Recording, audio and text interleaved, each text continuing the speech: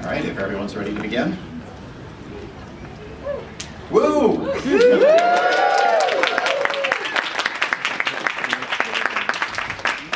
All right, this is Secret Identities, Transgender Themes in Comic Books. I'm Charles Battersby. I am a playwright, a journalist, and I founded an organization called Press XY, which presents similar panels at comic book conventions that deal with transgender themes in video games. And today we're going to be using the term transgender in the broadest possible sense. We'll be referring to transsexuals, to cross-dressers, and to characters that aren't necessarily transgender, but that might change gender through outlandish comic book storylines and science fiction and magical themes. And one of the projects that I've done is called The Astonishing Adventures of All-American Girl and the Scarlet Skunk. It's set in 1948, and one of our characters is a cross-dressing vigilante who humorously deals with intolerance and the political correctness of the 1940s society. And you can see Scarlet right over there. And now just a little bit about what is transgender. And here's Morgan Boecher. Hi, everyone. I am a writer and illustrator of a comic called What's Normal Anyway, which I began about 4 years ago when I first came out and started transitioning from female to male.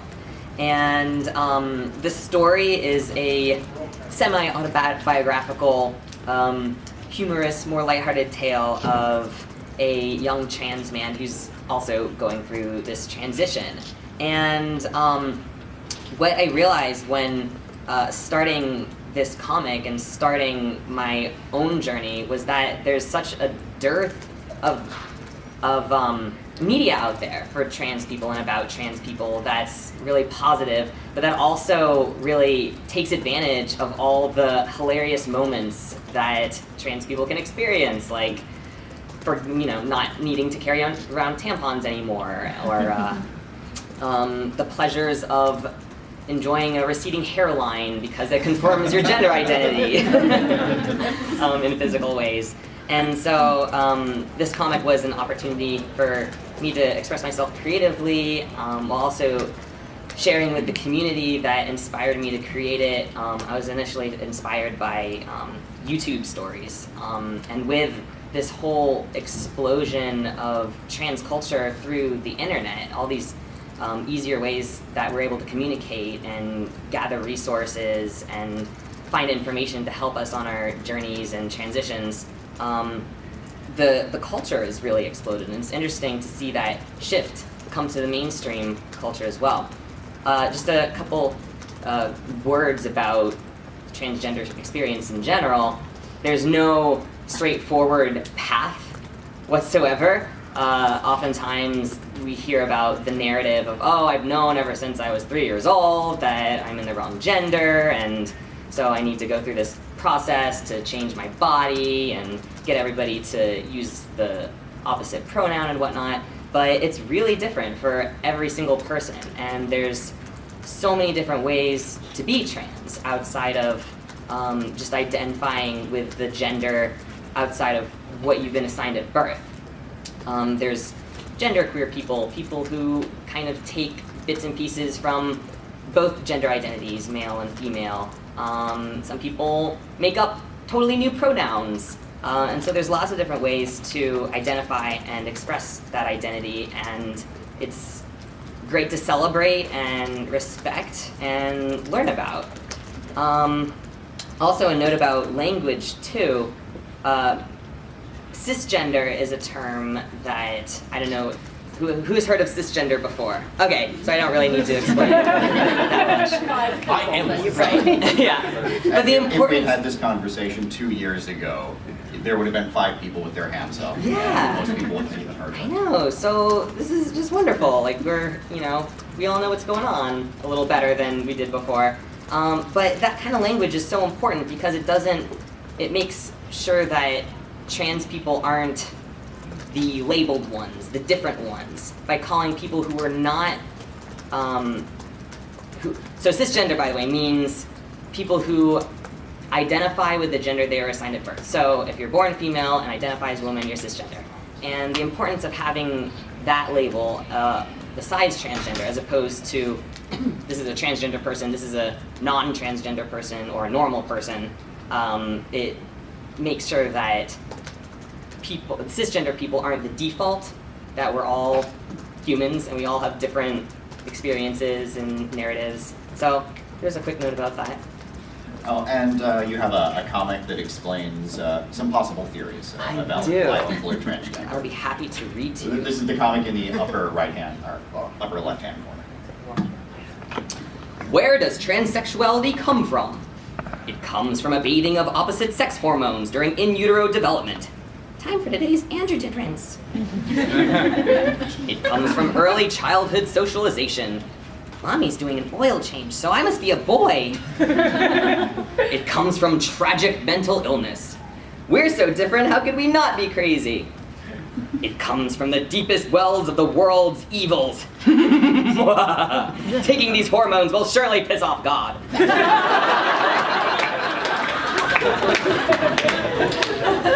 It comes from we don't really know, and who the hell cares? So there you go.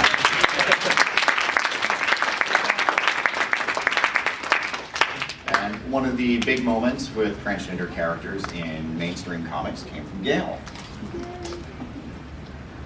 Oh, I thought I was looking for the picture of Alicia. We happen to have this. Would you like to explain the significance of this moment? Okay, well, this is Alicia from the New 52 Batgirl comic, and I wanted to kind of start at the beginning, if you don't mind, of how this character came to be and appear in Batgirl as Barbara Gordon's roommate.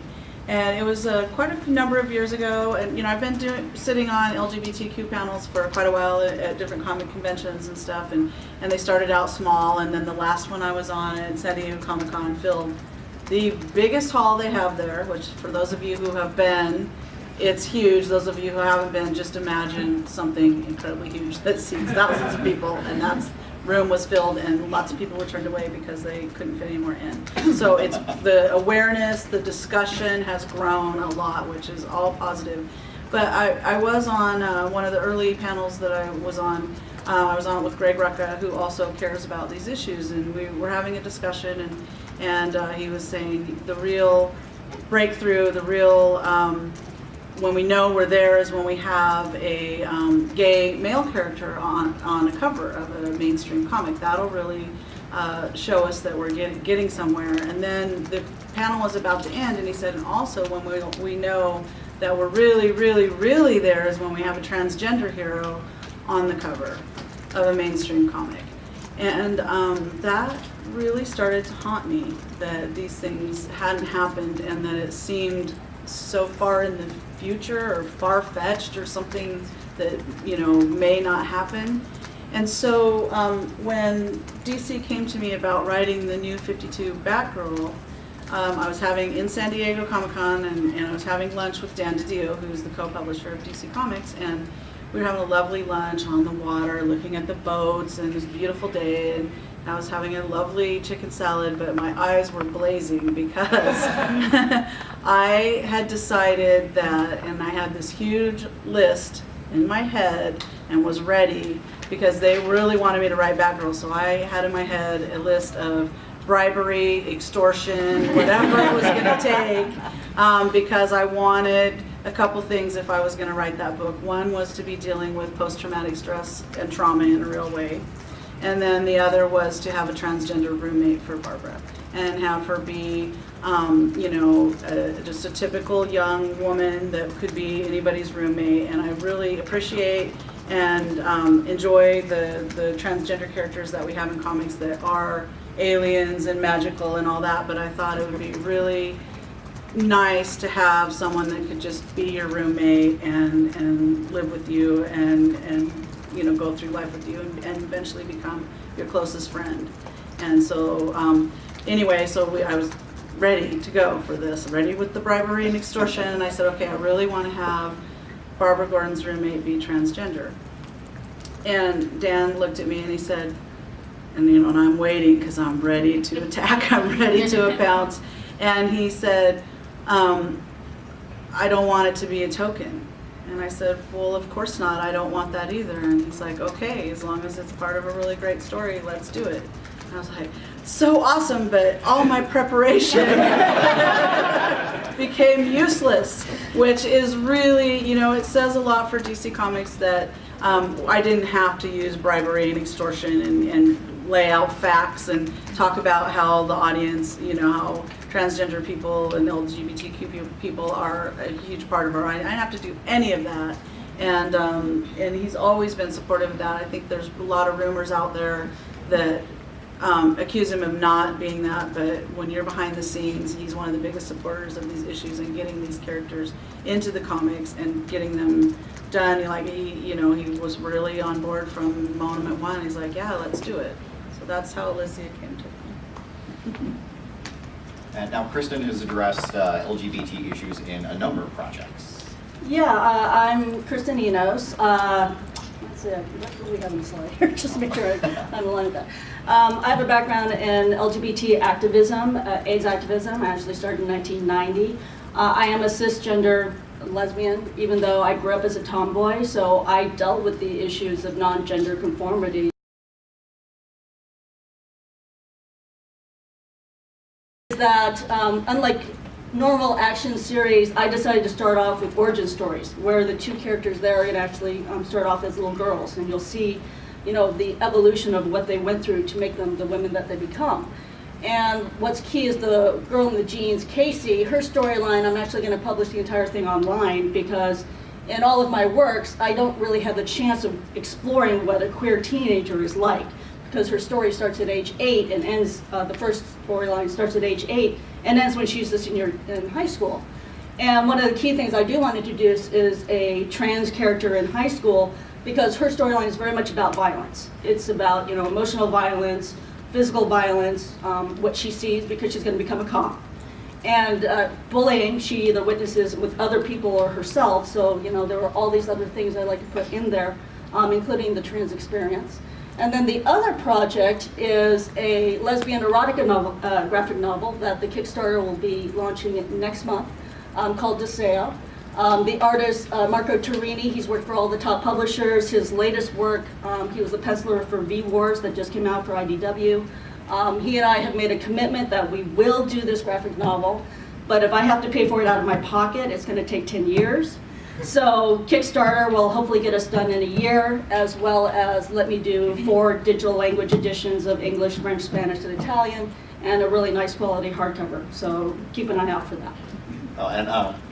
We've also got a slide for Kristen's Creatures of Grace. Yes. I want to talk about the transgender elements in that. Yeah, so I'm also a fantasy prose writer. Creatures of Grace was a book that I self-published last year. Got some critical acclaim. The very latest book, The Queens and Kings of the Seas, is actually about an LGBT pirate crew. And I mean everything. It's like the second mate's a drag queen, first mate's a gay man, the captain's a lesbian, so, you know, it's a whole, like, group of themselves on a ship. And actually the Kindle edition just got published today, and you'll be able to order paperback on Amazon in a couple of weeks, and if you order the paperback, you'll get the free Kindle edition. And then, of course, it'll be available on other online outlets, too. All right. Now, we could sit here for the entire afternoon talking about every transgender character, every transgender storyline, every story written by a transgender creator. But for now, we're going to talk about the broad strokes so that we can get in as much as possible. And in the first, I guess, 50 years of comics, you would only see transgender characters when it was done as a plot device, that someone's going undercover or they've been forcibly changed in their gender. And you can see a bunch of the zany things that comic writers have put characters through, shape changers becoming women, Captain America disguising himself as an old lady. And one of the long-running gags that's used to make a character change gender is we've got to go undercover. And there have been a lot of stupid stories that it's usually played for humor, where people are laughing at the character. When a man disguises himself as a woman, there's a recurring theme that he's degrading himself because women are inferior. And also you'll see storylines where women will disguise themselves as a male character because it will make them more intimidating. And panelists, let's have a roundtable on your thoughts and experience with drag disguise comedies or gender change as the result of a caper. Well, I think one of the key things is that when it's usually a male character dressing up as a female character, not only is it because, he's trying to go in disguise or whatever, but it's this idea that he's less threatening and he's, easy to be taken as a target, which is usually the point of why he's dressing in drag, to flush out the bad guy, so to speak, or, whoever's supposed to attack him. Which, I don't know if it would be as effective if it was done in today's world or a lot of today's stories where women are actually now, some of them are viewed as being able, physically handle themselves in a confrontation or, against bad guys. Yeah, and I think it really highlights gender identity and gender roles as these two very distinct things, and we see it all the more clearly when they're switched. For example, having male characters cross the gender line into feminine gender expression. There are certain connotations that come with that. The idea that like the femininity is sorry, I'm just losing my train of thought real quick. that it's lesser, and it's, look how strange that this person is, that they're now trying to put on these feminine qualities. Their facial structure doesn't match our idea of what a feminine person is supposed to be, their height, their body shape, and like these people aren't real women, which is a very poignant idea, especially when these are bodies that real women have. Transgender women oftentimes don't fit into the mainstream idea of what female bodies are supposed to be, and yet their gender identity should be enough to validate that.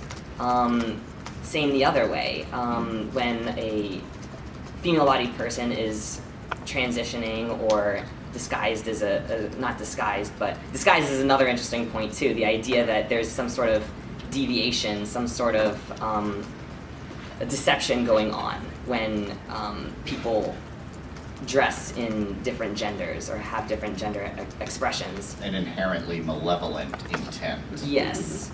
Yes, like, you're fooling us. There must be something shifty or shady about you. And yet, or like, if you're not revealing who you truly are, or what your body is, what's underneath your clothes, what's underneath your expression, then you're not an honest person.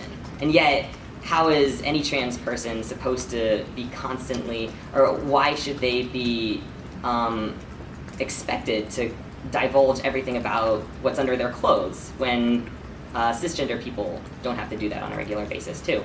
And that gender expression, that's for transgender people, that is the true expression of who they are.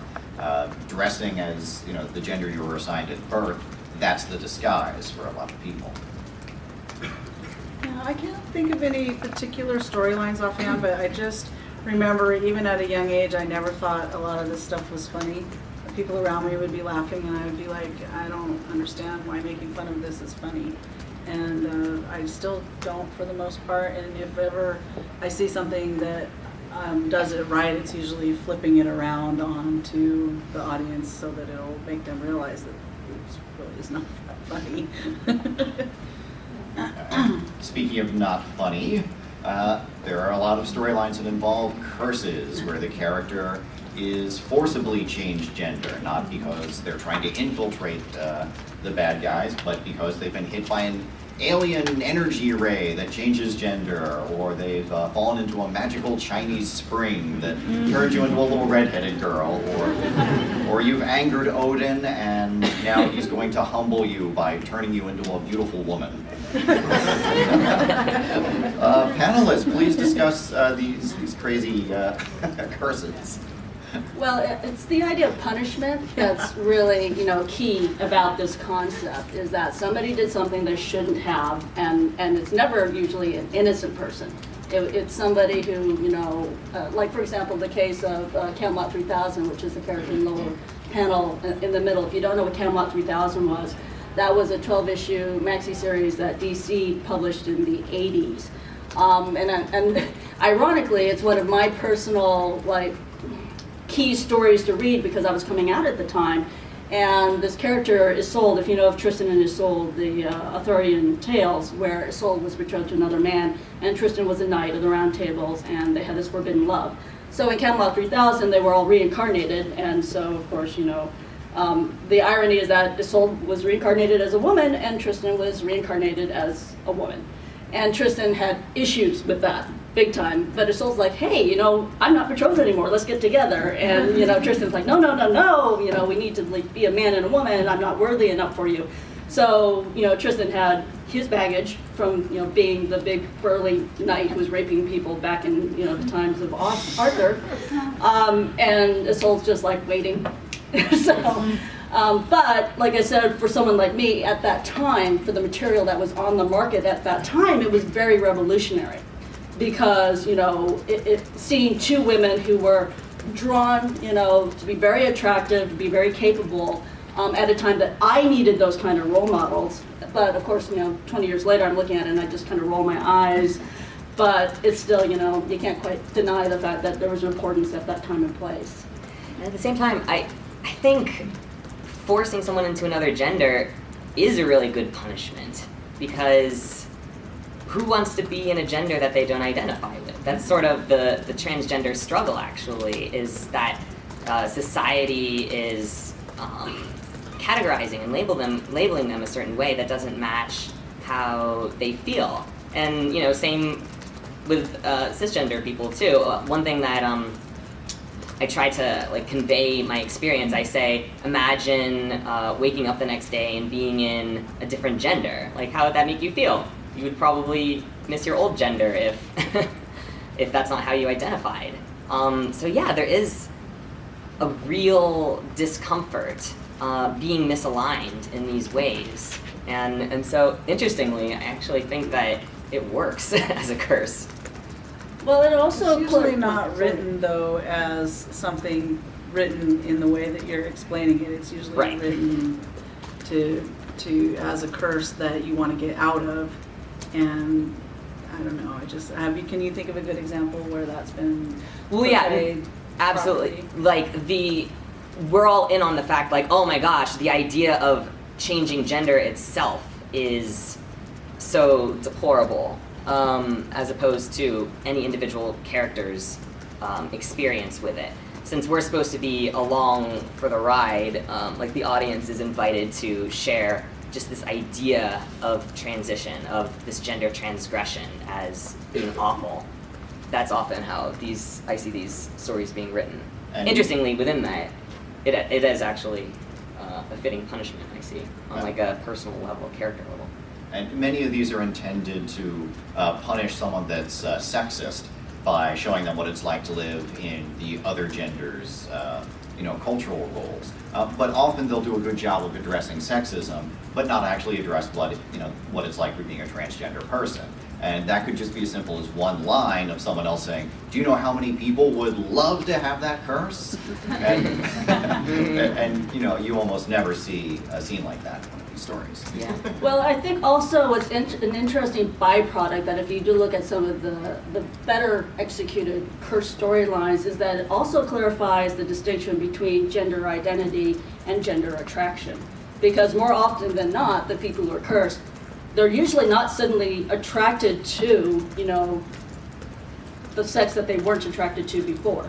So there's that parallel of, trying to say, okay, just because you're in this body, like I said, not all stories do this, but some stories are very well say, I'm in this other body, but I still love you, whoever, that person was who didn't change their gender. And they do sometimes explore that, but like I said, it has to be one of the better executed storylines to have that conveyed effectively. And now, even though there's been a lot of bad stuff in the last 70 years, for the last 25 years, we've started to see a lot of characters where there's a person in a comic book who just happens to be transgender. Sometimes they have superpowers, sometimes they're the friend of the superhero, And let's just talk about some of the characters that have done real-world gender change, not science fiction or fantasy, but people who are real transsexuals or cross-dressers that just happen to be in a comic where, you know, maybe their friends have superpowers. Well, who do we got up there? I can't Oh, see. well. Sandman. Okay, Yes, okay. we do have Wanda from Sandman, for those of you who've read that. I like approaching transgender characters from this standpoint a lot better because it seems to humanize them a little more.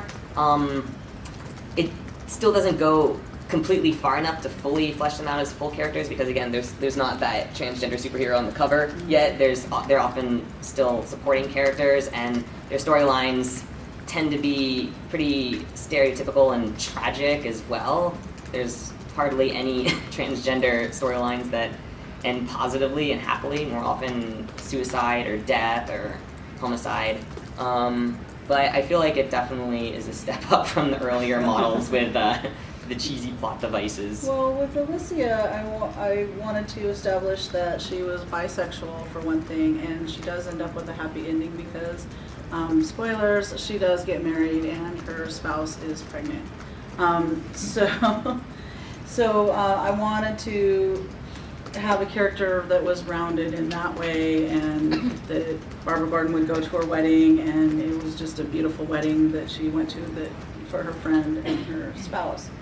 And I just thought in this particular case, it was important. And when the character, first of all, there's always so many rumors. And first of all, people were accusing DC of doing this as a publicity stunt, which, after I explained to you how the character came about, it absolutely was not a publicity stunt. I did 2 interviews, period, prior to the issue coming out. One was for a very small LGBTQ site, and another one I think was Comic Vine. I don't remember exactly, but and then things got reposted, and so it seemed, I think, like there was a lot more publicity than there was. And then there was a horrible joke told on the Conan O'Brien show that none of us had anything to do with, and so there was a little bit of negativity in the beginning, and I did get a few emails that were kind of not so pleasant, but the positive emails and the positive response outweighed the negatives so much. And then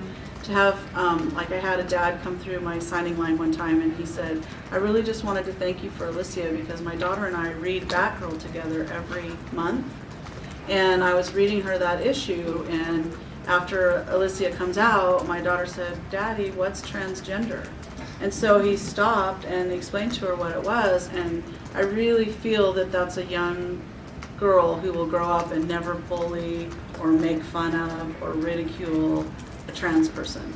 And I think that characters that are like that we could be a roommate with, learn and meet every day, especially when it's someone's first experience with that and it's positive, it can have a pretty good effect, I think, in the long run. I did cry.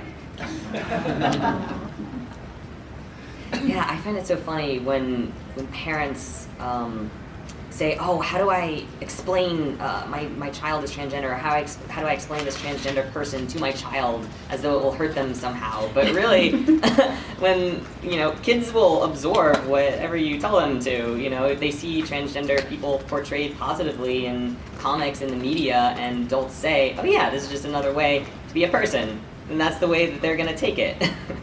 So it's good to have more of that in the conversation.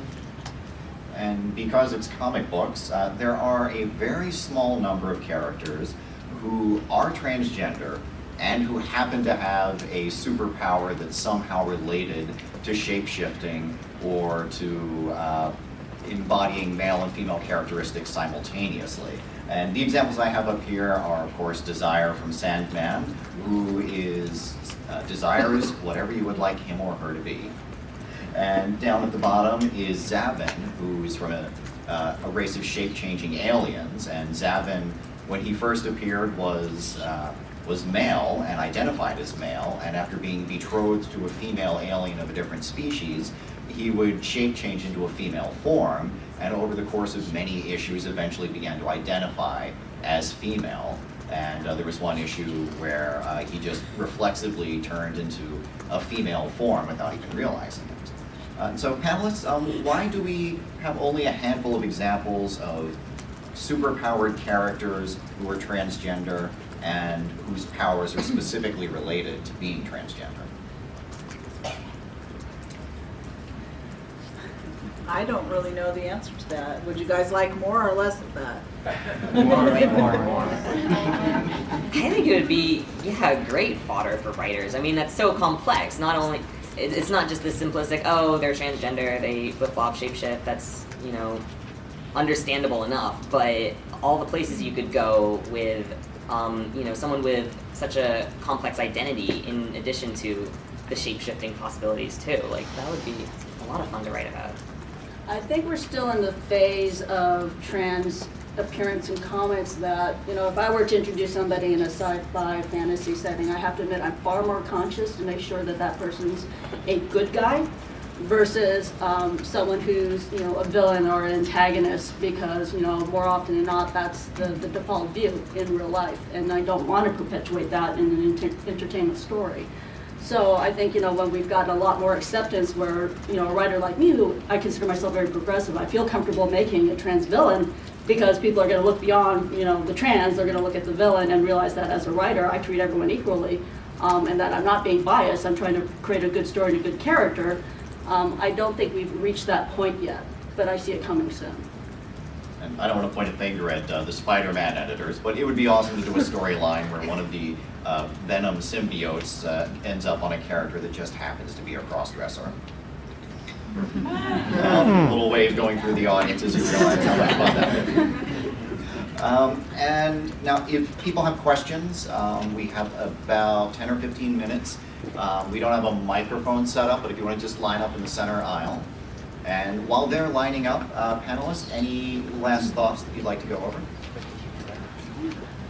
Byron. Okay, question. Hiya. A couple slides back, there was the human, non-superpowered characters, and I would just like a round of introductions because I didn't recognize half the people on that slide. Oh, okay. And I would really love to know who they were. There. Further up. One more. Nope. Oh, there. This. Okay. 3 on the top. I see them. I want to know who they are. Oh, well, let's go into this. The top right one, the butterfly. That's from a story, spoiler alert. It's called Bang Tango by Joe Kelly. It's about to get a big reprint. And spoiler alert, at the end of the first issue, you learn one of the characters is transsexual. And it's a real-world story. There's no superpowers. It's more of a film noir where the femme fatale turns out to be a transsexual who's completely hidden that aspect of her life, and she's in mortal danger if her mafioso fiance were to find out. And at the top you see Lord Fanny from The Invisibles. Lord Fanny is a Brazilian shaman, and her totem is the butterfly. And her superpowers don't really have anything to do with her gender identity, but there's a wonderful origin story about how Fanny had her metaphysical transition, received her butterfly totem, and you'll see the butterfly symbolism a lot in transgender stories. And on the upper right, that's Coagula from Doom Patrol. She's a transsexual superhero whose powers are the ability to turn solid things fluid and fluid things solid, which is a metaphor for gender fluidity. And she was created and written by Rachel Pollack, who was going to be here today, but she's not feeling well. But she created the character, gave her a long run on Doom Patrol. Thank you. And if I can just add one of my own, H is for Hero. It was a new title that I really enjoyed, the exploration they had of, oops, in another body now, oops, body feels wrong, what's going on here? And they treated it well. In the upper right-hand corner is a shot from one storyline where a man is... Upper left, I think. Sorry, yes. You're Upper right, I left. believe, is Loki. I Yes, mean, I you're- might be wrong. Yes, you're Okay. upper left. That's a shot from Dial H for Hero, where a misogynistic man was zapped into the body of a beautiful female superhero. Thank you. Feel free to stop me if you think this is too far off the core topic, but I was really reminded of this after Gail mentioned the reception from DC. I got a chance to speak with James Roberts from IDW regarding that he'd introduced Transformer characters having close personal bonds, even though they would be conceived either default male or gender neutral.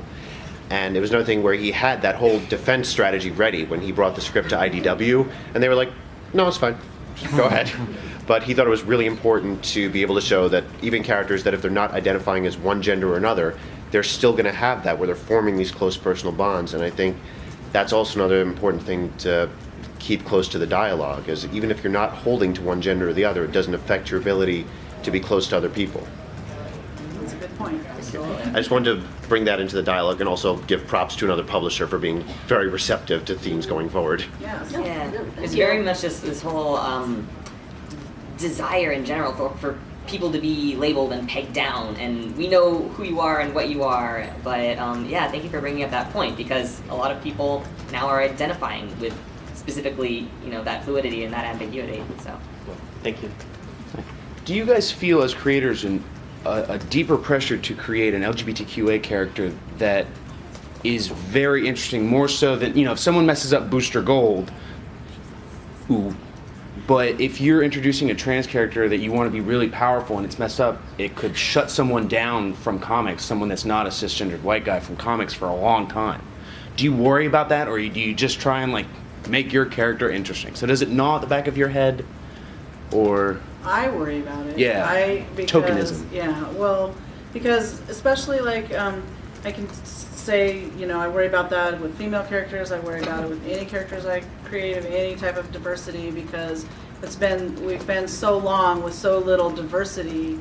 And when you have a character that's created that people respond to, and then, you know, when you're writing licensed comics, eventually it's going to be passed to another creator, and you're just hoping that they will continue with these characters so that we don't just go backwards in time. And so like with Alicia, I think that there was some talk about not having her go into the new, you know, go along with the new team, but DC insisted. So I was really actually pretty happy about that.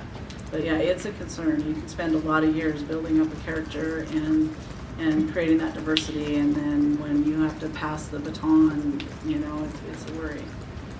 As an indie comic creator, I feel like I have a lot more freedom. You do. I don't. Yeah. Yeah. You do. And so I just try to be as honest as I can, and I don't worry about how people receive it as much, because people are going to receive it every which way, and if they get turned off or if they see something they weren't ready to see, that's really their journey that they have to work through, and I can't really cater to them or protect them. But I try to be, just as honest as I can and bring the humanity into the stories as much as possible. Yeah, for me, because I do own my characters, and I am also an indie publisher, and I'm also a very subversive activist and a fan. And so I said this on a panel the other day, that I write as if I absolutely do not care if any of my readers are heterosexual, cisgender, Caucasian, male. But ironically, some of my most vocal fans are of that demographic. And I applaud them, and I'm grateful to them. And I know that no matter what I write, if they are cool enough and they're going to stick around because they want good stories, you know, that's the mind that I want in my readership. Good subversive people. I get into the GOP real easily, so I'm there with you. Thanks, guys. Thank you. Do you think in the Awesome future? Wonder Woman. I know, I was going to say shout out. Thank you. Do you think you could, as writers, make a character in the future who is cisgender and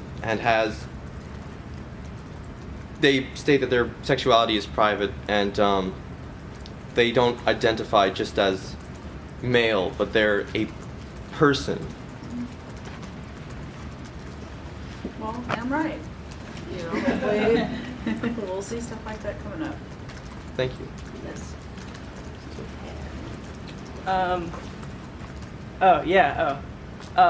Crap. I did want to point out, I really liked the screen you showed with Desire and Zavin, because I personally remember reading that arc of Runaways in middle school and going like, this is a possibility, like, you know, you don't have to be one way, you can flip-flop, and then that's going into agender territory and like other things, so that's also equally as important to me, But I wanted to ask, there's a lot of, I see a lot of like, it seems to me like trans women characters. I just wanted to know, in your vast comic knowledge, if you had any examples of trans man characters that I could like take down, because I'm learning a lot here and I just want to do more reading. Well, I'm actually part of Prism Comics, which, if you've not heard of that organization, we are like a voice for LGBT comic queer creators, friendly creators and fans. So if you go to our website, prismcomics.org, we actually are a good gateway to let you know about the latest works. We also do a lot of panels at various conventions. We just have the Women in Queer Comics panel. So definitely check out our website, and you know, we are always connected and promoting that kind of material. In terms of comics in and of themselves, I'm trying to think off the top of my head. Comment from the old Supergirl. What is it? Comment from Comment, the 90s okay. Supergirl series. And we also had an image up there of a male version of Wonder Woman. That story set in the alternate universe where everyone's gender is flipped. So fun. Yeah, and unfortunately that was a story where, you know, it's the nightmarish alternate universe where, you know, Right. Supergirl is like a hot teenage boy and, you know, it's, you know, we have to get out of this nightmare. Oh, the agony. Yeah, okay. Any others? Okay. Sir Justin China Knight. Who? Sir Justin China Knight. Oh. From Demon Knight. Oh. Yeah, and just a personal plug, my fantasy book, the one I didn't plug with the LGBT Pirate Crew, Creatures of Grace, is a collection of fantasy stories with various women, and one of them is a female to male character who's featured in it. So, Super. Thanks, guys. thank you. Sir? Howdy. Hey. I'm trying to think about how to phrase this. So, when I approach writing characters under the trans umbrella, I'm usually focusing on genderqueer characters or agender characters. So, right now I'm trying to figure out how to write about that experience and the body in a different way. So many of these things focus on the gendered body, which is not only a touchstone of a lot of people's experiences, but also is something that cis people focus on a lot in trying to, not understand, but to kind of like demonize trans people. But it's still important when you gender your own body or talk about your body and gender. I was just wondering how you guys deal with that and deal with the body as both separate and connected from gender. It's so tough because there's the automatic human response to gender whatever you see. Like, to any person that you see their face, and ultimately, immediately you want to assign a gender one way or the other. When you start speaking with someone, you choose a he or a she, and there's just a lack of language, really. And same with dress, too. It's hard to really show what an agender body looks like, or agender outfit. So I think that's a great challenge for you as a writer. Give us It's definitely tricky, which is why I thought it would be a good question to pose. Yeah, All right, absolutely. well, we have time for just one last question. Thank you. And then shameless plugs from our panelists. They actually asked most of what I was thinking about, so I got to think of something new. Bit of a struggle on there because they got everything I wanted to talk about.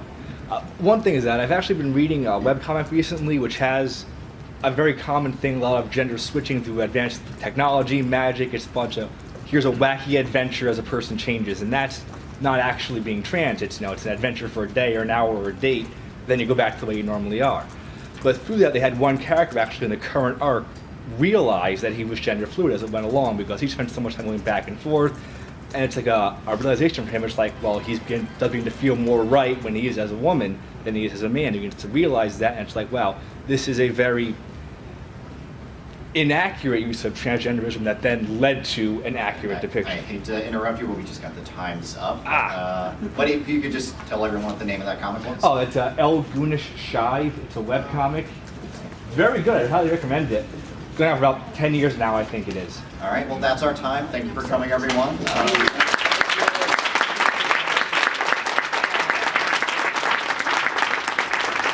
you'd like to speak with us at length about anything, we'll be out in the lobby. And there are some cards for my show. There's a reading of it tonight if you want to come see it. And panelists, last minute plugs. Cards to what'snormalanyway.net if you want to check out the comic. Thank you all for Secret 60 comes out December 1st, and there's characters on the full gender spectrum there. Ragdoll Mask is now being